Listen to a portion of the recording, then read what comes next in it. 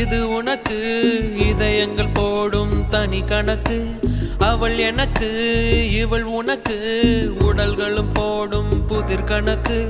உனக்கும் இல்லை இது எனக்கும் இல்லை, படித்தவனே இங்கு எடுத்துக்கொள்வான்.